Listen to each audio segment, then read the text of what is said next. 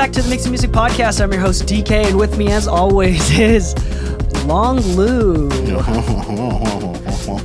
Whatever that means. We're talking about the length of your room. In the last I thought we were talking about the RTA mics. Yeah, sure, yeah. Whatever. Earthworks. Earthworks. All right. Yeah, they have two measurement mics, and one just looks like a chub version of the other. Okay, well, this episode is pretty interesting. It's going to be pretty... We need to get on the same page. You as the listener, us as the working creators. professionals. This is something that we were trying to answer questions on the live stream. Shout out to DL on YouTube. That's asking a lot of great questions. And on the download. This is something that I think is going to be an interesting topic. It's kind of ambiguous. We're hoping to be able to slash down the ambiguity and kind of come up with solid ideas. But the basic thesis is, what is quality music? Questions like, is the mic and the preamp, that's what's keeping me from doing quality music? Mm-hmm. Is learning music theory keeping me from making quality music? What is the difference between those at the top that are doing well and making a really great living off of music, and those at the bottom that are not? I think that on a basic level, this is just a super basic thought, but I think it goes back into people's practice, like the time invested in actually doing it versus making one record that's so amazing. Like some people I've met that they'll tell me like, bro, I got like 300 songs. Like ever since I started. And then I meet other people that are like, yeah, I've got like these 5 songs that are really good. And then you listen to the guy with 300 songs and he's got amazing records because he's gone through the trial and error. He's ran into all the issues, the latency issues, the mic just suddenly dying and whatever, or positioning it better because there's too much echo in one part of the room. Like that person has ran through so many errors that he's probably corrected himself along the way. So maybe the first 100 didn't sound that great, but the last 200 actually started getting gradually better and better to the point where maybe the last 50 records actually were great, amazing quality. But the person that was focused on those 5 songs and never wanted to record unless it was under the perfect situation and circumstances, that could have actually been worse because they waited so long to do something that they never got the practice in.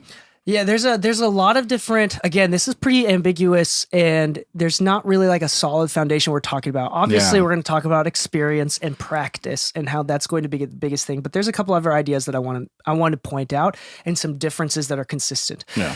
So, by the way, if I say something and it triggers you and you feel like I'm attacking you personally, that is what... Too bad. Too fucking bad. That is what Carl Jung describes as your shadow, and it is your secret desires and wishes leaking out from you. You are unable to you're unable to continue to deceive yourself if you get upset by the things that we're saying. That is your ego telling you something about yourself. So, if something does upset you or you disagree with me heavily, this is a great time to look inward and to really take the time to think about whether or not this is affecting you or not. You should check yourself before you wreck yourself, in the great words of Ice Cube. Yeah, there you go. So I want to break it down into some like macro ideas, some bigger ideas, and then we'll slowly get more and more specific. Yeah.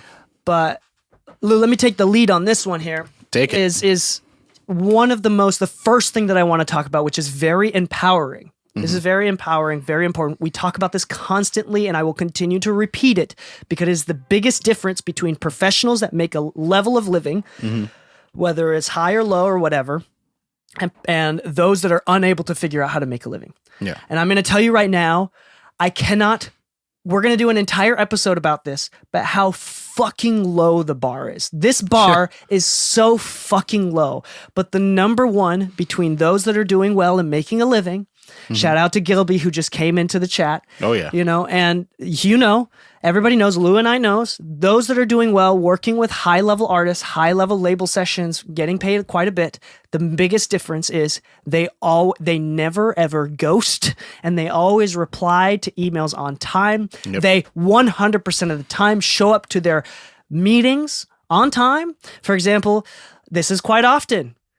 Most people that are not professionals, hey, let's have a writing session sometime next week, Tuesday, 7 p.m. Tuesday, 6 p.m. rolls by, and then half the group is like, hey, something came up, I can't go. Yeah. That is the bar. That's how low the bar is. Like, all you have to do is just show up at 7 p.m. on Tuesday. Yeah. And then you're better than already more than half the people. Like, so that's the first thing, is when the level of the project is really high, the first thing is that the professionalism is extremely high. And this is the number one thing that's missing with most people that are working at the top. Yeah. That's missing from the people that quite can't figure out why they're not making enough money from it, is level of professionalism. If you forget to reply to one email, this has happened to almost every producer artist. You work with an engineer and they just ghost you, and then a month later they're like, oh yeah, here's the files, or like they refuse to send you files, or they refuse to fix something for you because it's a hassle for them. Yeah. That's how low the bar is. Yeah. That's how low the bar is. If you just do that, you're going to do really well. There's other things too, like we're not going to go too much on that because that's a whole nother episode on itself, and something that I'm deeply passionate about that's really empowering.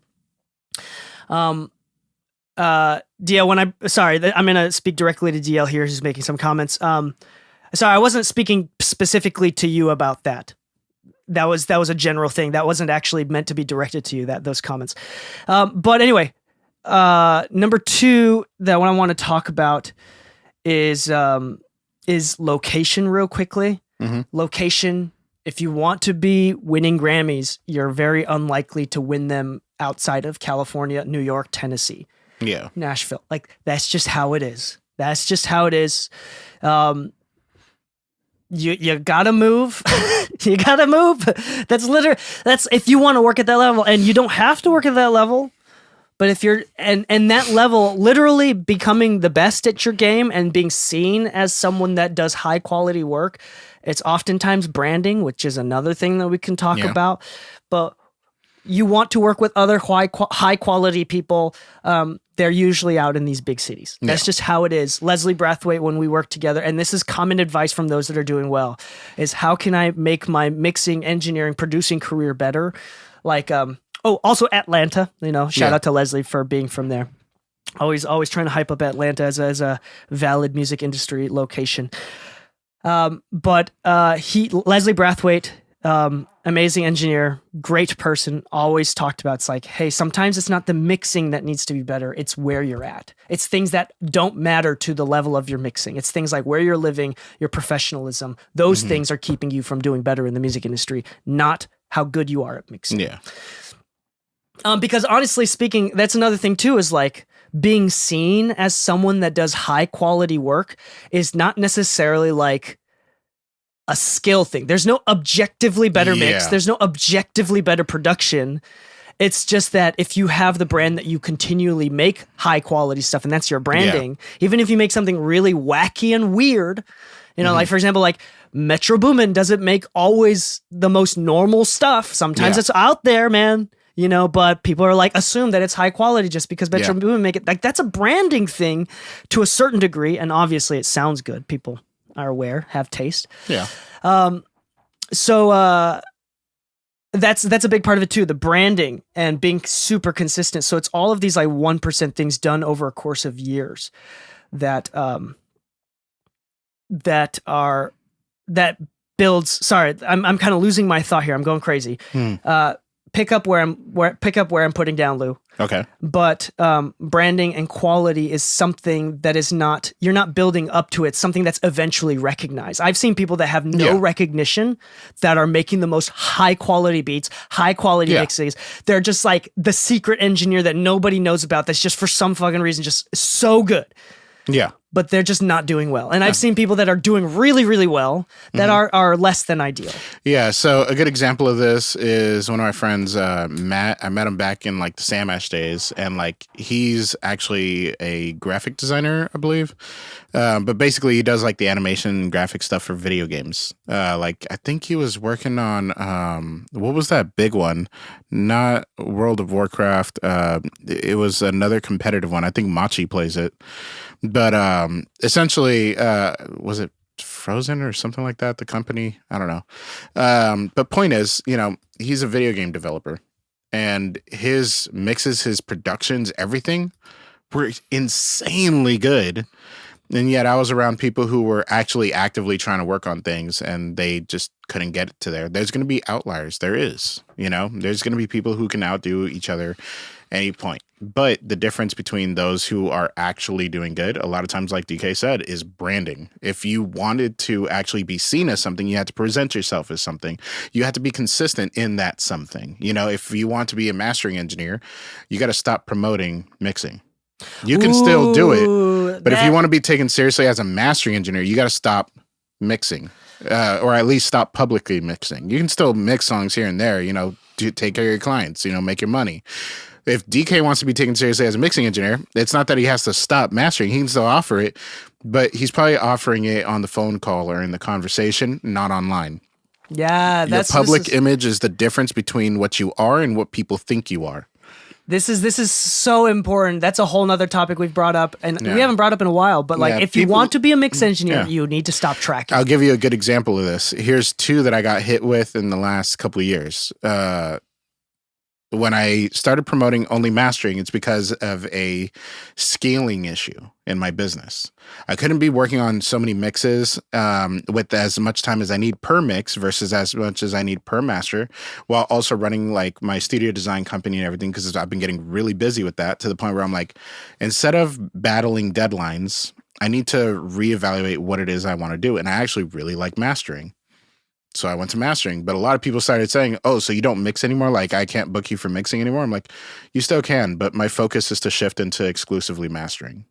So you can still do everything if you want. You can still be a jack of all trades if you want, but your brand is the biggest reason that people are booking you, especially people that don't know you, because you build a brand and they look at your brand and they say, well, this person has X amount of people that they've worked with. There's a playlist with hundreds of songs on it.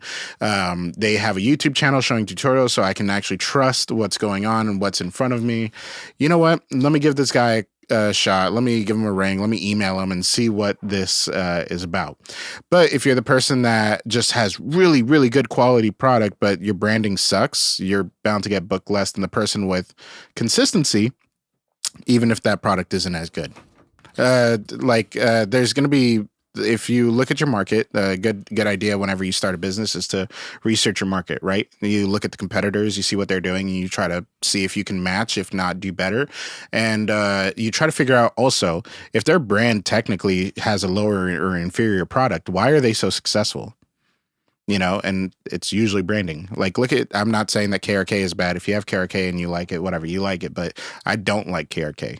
And that might bite me in the butt in the future, but so be it. But anytime I see KRKs, I kind of have an opinion already built. It's like the egg foam crates and stuff like that. You're talking about branding and how branding can affect. Okay. Exactly. So like some people will buy a set of speakers because they know it's the popular speaker and all the new people use it. Some people will buy a speaker because they want to make sure that it translates with the current trends that are moving. So like the PMC 6.2s have been very popular in the last year. And a lot of people have them. I know people who have bought them because they're like, well, that's what everybody's using. And I know what people who have bought it that they just want to keep consistency. PMC's branding and their marketing has been so good that they're just getting bought out, even if you believe that the speaker is better or not. I know people who buy it not because they believe it's better, but because they want consistency when they're translating their mixes to their client speakers. Yeah. I'm gonna switch the topic a little bit into, so we talked about branding, we talked about just regular business ethics and business practices. Mm-hmm. We talked about self-improvement and professionalism. Yeah. Going back to the original thesis of what is quality music, I want to briefly speak on the delusion of looking at music in retrospect. Yeah. For example, we analyze classical music. Mozart. Why was Mozart so genius? Why, and even to modern music, why did this Katy Perry song hit so hard? Yeah. Like, in retrospect, things that people did seem so obvious. Okay, Bruno Mars went from this key to this key, and he made the chorus do this, and he used this sort of turnaround. That's why it popped off. That is the least courageous way to figure out. This is something that bothers me about that. It's like, yes, in retrospect, of course, we can put sow some line of logic. Yeah. Thread the line of logic through it, right? But when you're in the moment creating a song, you have no fucking clue what makes it pop off. Mm-hmm. If there was some sort of algorithm, like for example, it used to be very popular to talk about song structure. The more choruses you have, you have to have a first verse, chorus, second verse, chorus, bridge, chorus. Maybe fade outs do better than if you have a repeating phrase that fades out, it's going to be more hooky, and people want to, that was very popular for a while. In retrospect, it's really easy to determine what made something pop off, what made something perform so well, what makes it high quality. Yeah. But in the moment, what is high quality? Nobody has a fucking clue. What is a hot pop song or a hit song? Nobody has a fucking clue. And let me prove it to you simply. If the labels had a specific algorithm to make sure songs will pop off. If you do this song is going to pop off. If you do it, it's going to do well. They wouldn't have to invest so much fucking money in trying new artists. In trying new artists, in trying new songs that go nowhere. In fact, they'd probably have a roster of 10 artists and that's it. There you go. You don't have to invest in any other artists. You just have the same 10 artists make the same songs that will theoretically do well. But the thing is, that is not a thing. Yeah. When it comes to art... How many times have we talked to engineers who, like, they recently got big, they just had a hit record, and it's like, so what do you think was different? It's like, the record did well. The luck came in on that one. And I didn't do anything different. It's just that this record seemingly did better than others. And here's the thing too, like there's lots of moments even in engineering where this happens. Yeah. It happens on accident. For example, who's the guy? Doom doom doom doom doom doom. Oh, Tarzan. Yeah. Tarzan music. What's his name? Anyway, you know what I'm talking about. I know who you're talking about. Off the top of my head. Sun in the air tonight. Okay, anyway. That sound of the hyper crushed toms going, Phil Collins, thank you, Gilby. Okay, Phil Collins, that song, that was totally on accident. They had patched in the talkback mic through the SSL conscious, which is hyper compressed, and they accidentally recorded that hyper compressed sound, and that's why it's very roomy and it sounds like that. That was on accident, and that became a very hit sensation. Even something like a gated reverb was on accident. Yeah, that was this is another thing too. People are obsessed with the microphones that the Beatles used in recording at Abbey Road. They're like, why did they use this mic? This is now a legendary mic. This is the 44. You have to have a 44. Yeah, and or even like just some shitty dynamic mic. And they asked the engineer, why did you use this mic? This is now a legendary mic. The value skyrocketed 10 times because the world now knows that this is one of the secret mics you use that nobody knows about. Why did you use this mic? And the genuine, honest to goodness answer from the engineer was because it was already plugged in and already on a stand. Yeah. That was the answer. Yep. So it's like, in retrospect, we kind of thread this line of logic. This is the reason why it's a high quality song. It was this theory. It was this movement. It was this sort of... Yeah. It's not. Like, no joke. Like, I remember I was working out of Record Plant on an album, and we basically wanted to plug in through just whatever gear they had there that sounded right for the moment. And I was like, you know what? I don't really care about using a Neve, so we'll just run the vocals through the SSL because it's already on the channel. As far as compressor, they had 1176s, LA2As, and a couple other things. Running through each one of them, I could hear that all of them were distorting. So I just went with a distressor, the only thing that didn't sound like it was distorting. And they're like, oh man, yeah. So like, what you using? You using the tube tech? You using the LA2A? I'm like, nope, just the distressor and the SSL. They're like, you got all this and this is all you're using? I'm like, it's the only thing that worked.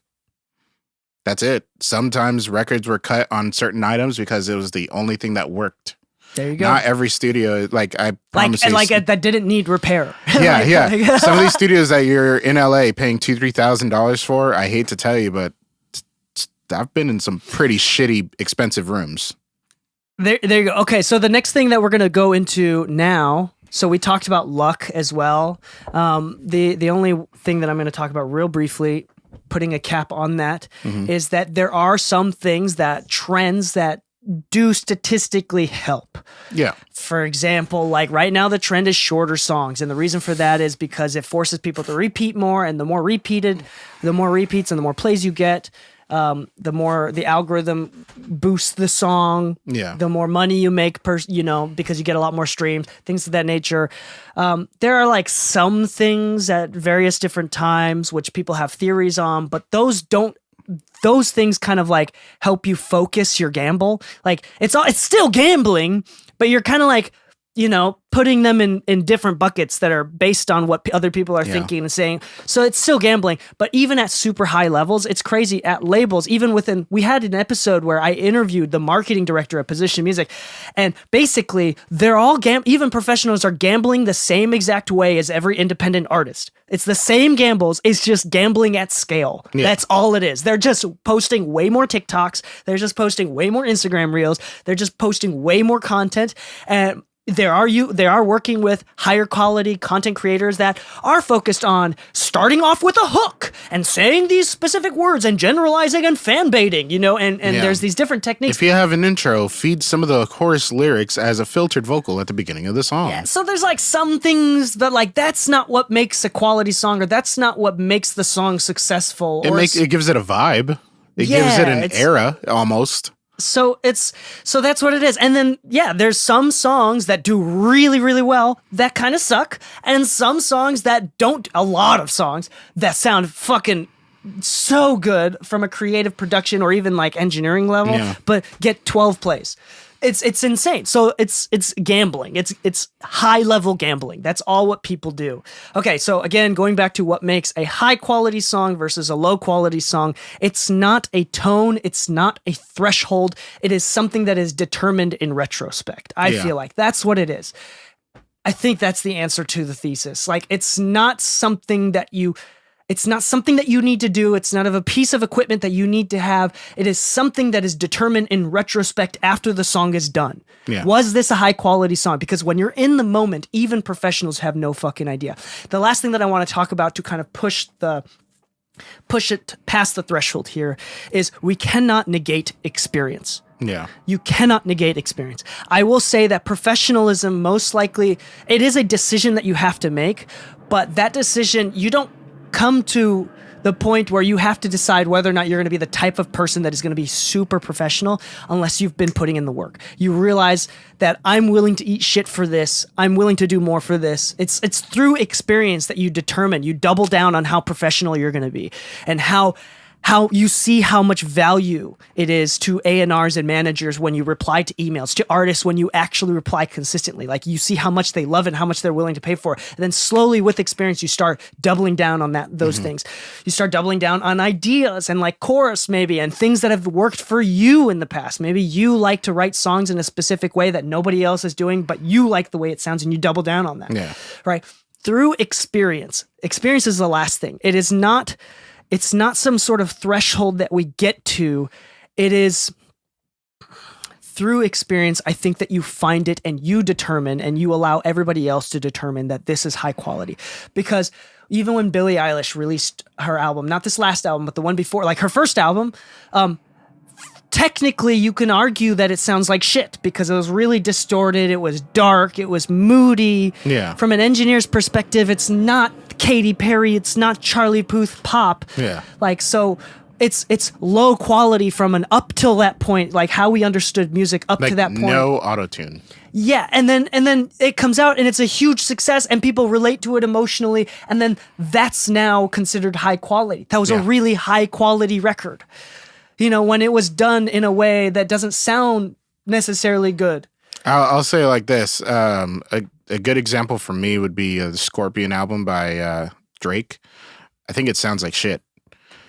But yet every client for that year that was doing music in that realm was like, I want it to sound like Scorpion. So trends are made, yeah. Yeah. So even if it didn't sound high quality, it could be high quality to somebody else, but depending on your demographic. So high quality cannot be determined specifically on one person's taste. Yeah. So again, high quality is determined only in retrospect, but it's like but it's also this thing like through experience, you become hyper confident in your sound and your taste, and you do something that you like, and you find out that other people like it too. Yeah. Even if it's up until that point understood as technically incorrect then, and then you find out that that's what made it beautiful later. It's this interesting thing. The point is, with music, it is a form of art. It is not a subjective thing. It is, or it's not an objective thing. It is a very subjective thing. There's a reason why really heavily distorted TikTok music, which literally I'm getting paid so much money to work with some of these artists, that like all it is just distorted drum and bass fast kind of stuff, and people eat that shit up because it's just punk rock, man. Yeah. It's punk rock in the sense that it doesn't take a ton of music theory. It doesn't take a lot of understanding music. It's just very emotionally, it connects with the younger audience. It connects with people, and that's what makes it high quality. It's not high quality technically, but it's doing better than Mozart on vinyl. You know, like it's what is high quality? It's super, this concept is super interesting. I think that if you think of it as a threshold, that if you do this well, then all of a sudden you learn how to do high quality. There's a difference between, if you're a producer and you're like, the difference between Metro Boomin and I is something that something doesn't exist is the point that we're trying to make. Yeah. It's more of like, it's just a path that you take and you find yourself on, and then all of a sudden you realize, oh shit, I'm doing good. Or even, and there's others times where it's like you find that you don't have that much experience, but something you do goes viral, and then all of a sudden you're competing with Metro Boomin, you know, or like another producer, just because you had a few viral songs, but you have significantly less experience than other people that are doing just as well. There's a lot of variables, and there's no solid thing, but I want to be clear, like, I'm a big fan of this with the podcast. You'll notice is that I'm all about empowering people to try their best and to continue to work at it. And what I'm not trying to do is to scare people. What I'm trying to do is make you feel empowered, that to a certain degree, I want you to accept and understand that us two, none of us know what the fuck is going on. Yeah. You can take this to an existential level if you want to.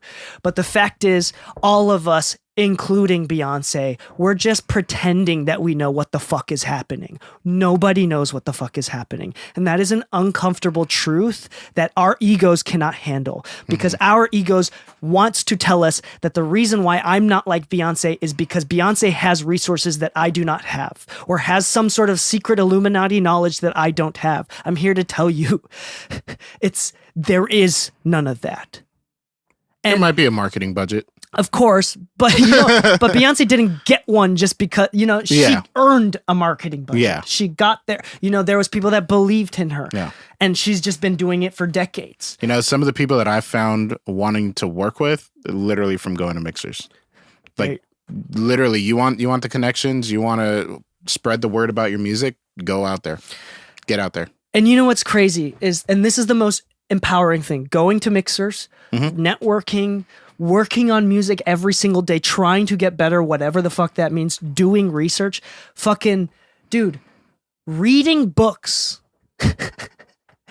Like here, I'm gonna tell you right now, reading books at the library, borrowing books, gaining knowledge through reading, most people aren't willing to. It's fucking free. Most people aren't willing to do it. And exercise is free, but most people aren't willing to do it. The difference between those that are doing well, making high quality stuff in retrospect, and those that are doing really poorly, it is the things that are free just done at scale. It is gambling done at scale. I literally talked to a former engineer of Lil Wayne. Lil Wayne is super efficient with his time.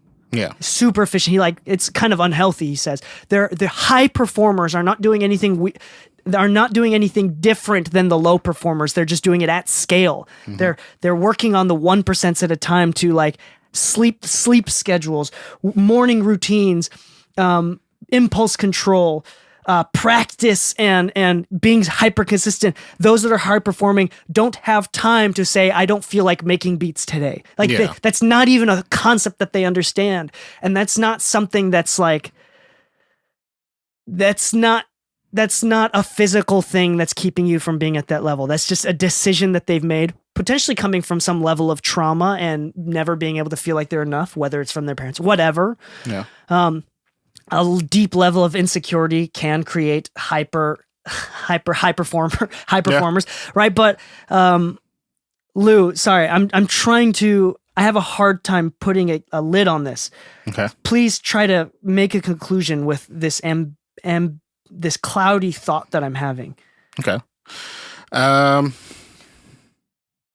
Honestly speaking, just be the artist that you actually, or work with the artist to become their own unique product. Because the reality is, if nobody knows what the fuck they're doing, tell me one song where every feature sounded like the same fucking person. If everybody wanted to feature with Drake because they have that sound, then if everybody sounded like Drake, then there would be no reason for anybody else but Drake.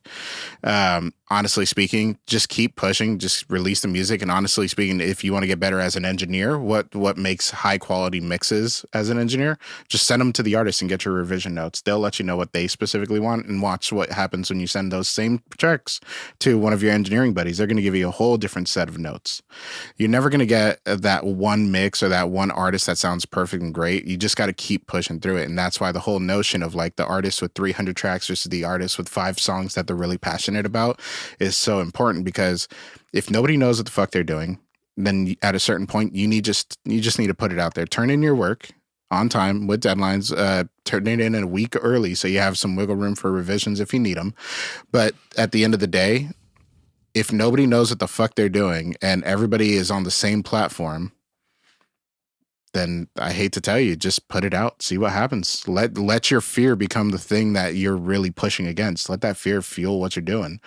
But honestly speaking, when I quit my 9-to-5 to focus on this, I wasn't thinking if I had the highest quality. I was thinking if I can consistently find work. Amen. Yeah, that's the, I think at the end of the day, those that are high performers that make high quality music truly, genuinely learn to love the work. Yeah. Love the work. Not the end results, but the process. Yeah, the end results will, every year I feel like I have a new best mix, new best master. Like the records that Bob sent me to master this weekend, he went from sending me tracks that he mixed and whatever through Echo Bar, and then now he's doing them from home. You would assume that a lot of people are like, man, I don't have this multi-million-dollar facility, blah, blah, blah, anymore. My quality of record is going to change and this and that. No, he's still very fucking good. He himself has found a consistency through how much work he's doing consistently. He has found a method that works best for him, but that method may not work for everybody. Some people cannot mix in their living room and stuff like that after having just come out of a major studio. And because of that, he's still getting what everybody would call a high quality product out there. But it's because he found what works for him through consistency. And that is the wrap. What makes a high quality song? It's the amount of work that you put in before you made that song. Yeah. It's the consistency that you did. So this is one thing that it's true. The higher up you go, like wanting to do it for a Grammy, wanting to do high quality songs to be recognized, that only goes so far. What happens once you reach that goal? You get to the finish line. You get recognition.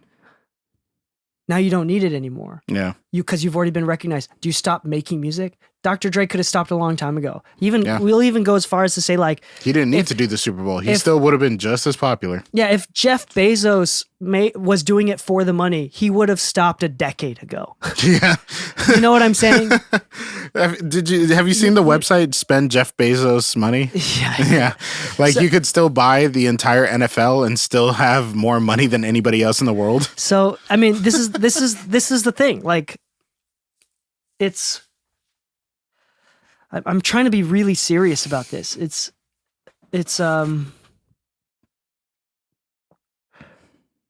You have, if you want to do well, and if you want to find balance and get to a point where you can start consistently make high quality, build a brand, in order to have the motivation to become more professional, you have to learn how to love the work, not the end results. You have to learn that the end results are ambiguous, that they're completely out of your control, no matter how much practice and experience you have.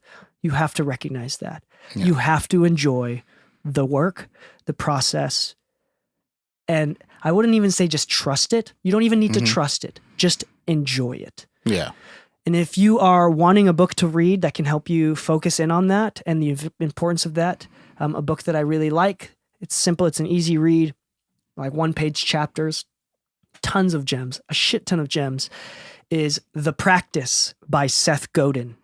It's a blue book. It's great. It's just gems on gems. And it's so heavily saturated with gems that's what makes it difficult to read, is because you're reading it and it's like, there's no fucking way that I'll remember all of this. Yeah. You feel bad. You're like, I'm not gonna, like, that's the only difficult thing. I don't know It's if I just told so you, good. like, I'm on my second round of The Go-Giver. Oh, dude, I've read that book at least 2 or 3 times. Yeah, I'm on my it's second round now. Nice. Yeah. It's that's an important book. But again, this is something that I always recommend, like, outside, kind of unrelated to this. If you want to see how much you want something, you should be able to, like, you want something if you're willing to read books for that thing. Like, I think that reading books sucks. Reading sucks. That's the vast majority. Most people don't read, but if you're willing to go out of your way to read a fucking book here and there, to read, that is not, it's the second best thing to a mentor. First off, like, edited pure knowledge edited down to a book is it's so unfathomably valuable. Okay. It's the second best thing to a straight up mentor. Okay. On top of that, it's a great way to determine how much you want something. If you aren't willing to read books, aren't willing to grow your education, knowing that it sucks for everybody, nobody enjoys that much. If you can't learn how to enjoy it, if you aren't willing to put up with it, then that's probably like the baseline. That's probably the baseline. And I will say, you'd be surprised how many people that are doing well read books or think about these sort of things. And it's there's a lot of secret hidden knowledge in books. That's all I'm going to say. That's all I'm going to say. I want you to assume and allude to many different things. There's a lot of secret knowledge that is openly available, that is hidden under openly available books in the public library. And the difference between someone wealthy and someone not is not something that cannot be found in a book. Yeah. It can be found in books. That's all I'm going to say. All right. I hope that this episode was empowering. I hope it kind of gave you an idea of what is high quality music. I hope that this podcast helps you to continually find the motivation to continue to be consistent, to work on your consistency, to work on your professionalism, to take steps towards a professional career. And as always, we're a resource. We're on Discord. You can always ask questions on our Discord, mixingmusicpodcast.com/Discord. Just go to mixingmusicpodcast.com. And if you want more technical tips, like how to use microphones, how to use different EQs, things like that, go to mixingmusicpodcast.com/exclusive, where James and I do technical episodes twice a week, every single week. And it should double the catalog. And those episodes, the exclusive episodes, are ad-free. So go check those out. And on that note, Lou, do you want to say anything as we close out? Yeah, stop being a bitch and just put it out. There we go. Love that. Love that aggression. All right. On that note, happy mixing, my friends, and stay saucy.